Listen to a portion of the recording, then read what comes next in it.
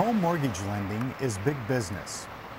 And like all businesses, this industry exists to make a profit. There are two ways to make a profit: prime loans, which offer the best interest rates, and subprime loans, which have rates 2 or 3 or even as much as 7 times higher than a standard prime loan.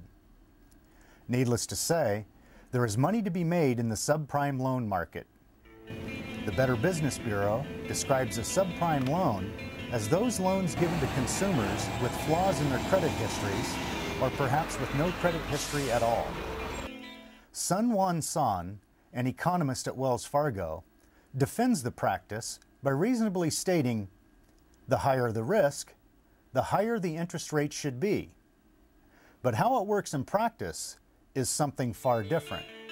The reality is that lenders are aggressively seeking out potential home buyers who fail to qualify for normal home loans.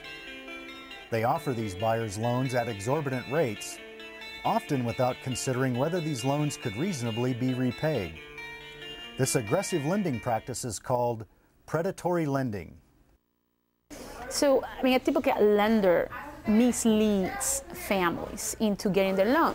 It can be at very different levels. Sometimes it can be marketing, right? Well, you're a single mother, African American. I know that you've had your home in the last 5 years. The houses have gone up in your neighborhood. Therefore, I know that you have equity in there. I know that you have wealth. So what I'm going to do is I'm going to send you, a live check in the mail. It's going to say, do you want to do your $5,000, repair on your roof? And because you need it, you sign that check thinking that you're going to get, maybe 10, 12%. And as soon as you've cashed that, they call you at other company. They say, well, you signed a 26% loan. So, too bad. And it's already, a lien on your house. The Better Business Bureau adds that these loans are almost entirely in the subprime market. And it's also worth noting that these loans are hugely profitable for the institutions that write them. According to HUD, the U.S. Department of Housing and Urban Development, this lending practice has taken off, skyrocketing from a $20 billion business in 1993 to a $150 billion business just 5 years later. A recent study by ACORN, the Association of Community Organization for Reform Now, indicates that upper-income African Americans and Hispanics are more likely to receive these subprime loans than lower-income whites. Even if income levels are equal, minorities are by far the most common target for predatory lenders. In fact, the number of subprime loans for African Americans has grown 714% in 5 years. The number for Latinos, 723%. Many of the agents that work for these companies would say that they were trained to provide the worst terms to families that look the least educated. There's good reason for this as far as the lending institutions are concerned. There is money to be made.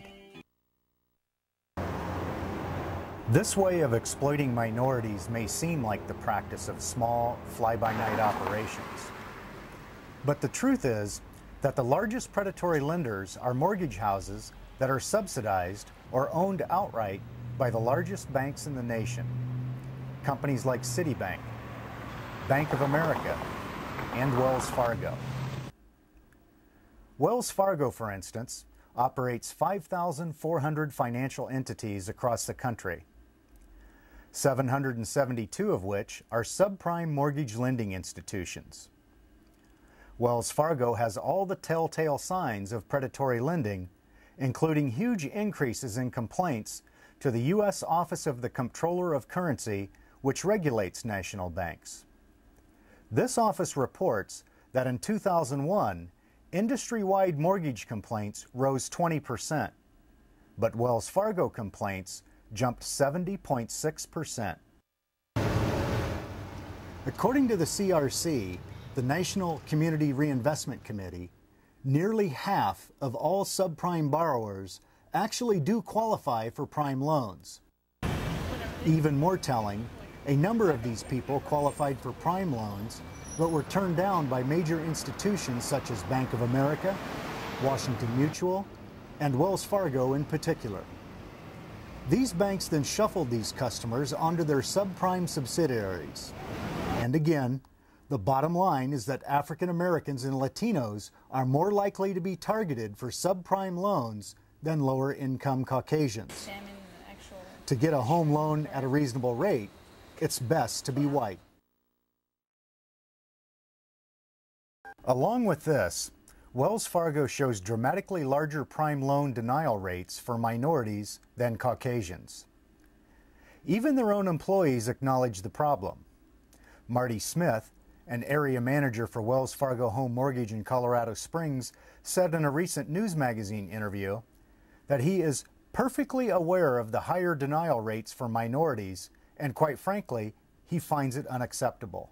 For example, if you had two families, one white, one Hispanic or African American, you will go to the same branch, right? And because the agent, the loan agent, will look at you, would make a subjective judgment whether you had the proper education or not. If you didn't ask any questions, not only would they give you a higher interest rate and charge you more fees for the same loan, but also give you single premium life insurance or other useless types of insurance that you didn't need. And they wouldn't tell you it's optional. They would tell you just have to get it because otherwise you won't get the loan.